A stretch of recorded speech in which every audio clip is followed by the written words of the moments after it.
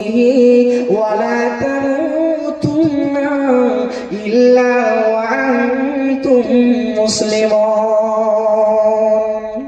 আল্লাহ রাব্বুল আলামিন বলেন ইয়া আইয়ুহাল্লাযীনা আমানু হে ঈমানদারগণ হাক্কা তুকাতিহি তুমি আমাকে ভয় করো যতটুকু ভয় করা উচিত ওয়ালা তামুতুন্না ইল্লা ওয়া আনতুম মুসলিমুন এবং তুমি অতক্ষণ পর্যন্ত মৃত্যুবরণ তুমি করিও না যতক্ষণ পর্যন্ত তুমি মুমিন না হবে।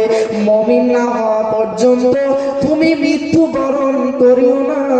তুমি মুমিন না হওয়া পর্যন্ত কখনোই তুমি মৃত্যুবরণ করিও না।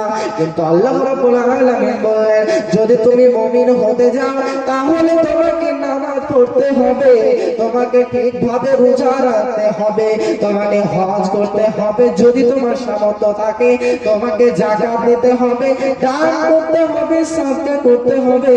যদি তুমি প্রকৃত মুমিন হও এবং তোমাকে তোমার অন্তরের অন্তঃস্থল থেকে বিশ্বাস রাখতে হবে আল্লাহু এক, কুল হুয়াল্লাহু আহাদ, আল্লাহু এক, আল্লাহুস সামাদ এবং আল্লাহু মুকাফিকিহিন।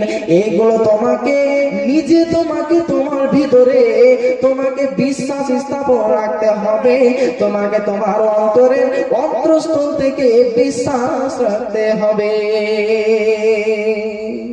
আল্লাহ রাব্বুল আলামিন বলছেন যদি তুমি মুমিন হতে যাও তাহলে আমি যেগুলো বলেছি যে নিদর্শনগুলো তোমাদের কাছে বলে দিয়েছি সেগুলোকে তোমরা কি করবে যাচাই করবে, সেগুলোকে মেনে চলবে, জেনে চলবে।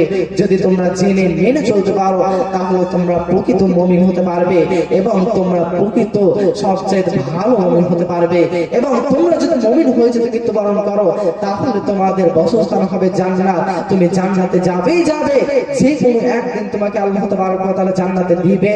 যেই ব্যক্তি মুখে পাঠ করেছে যে লা ইলাহা ইল্লাল্লাহ মুহাম্মাদুর রাসূলুল্লাহ এই কালেমা যে ব্যক্তি একবার পাঠ করেছে আল্লাহ রাব্বুল আলামিন বলেন ওই ব্যক্তি জান্নাতে যাবেই যাবে, সেই ব্যক্তি একদিন না একদিন জান্নাতে যাবেই যাবে।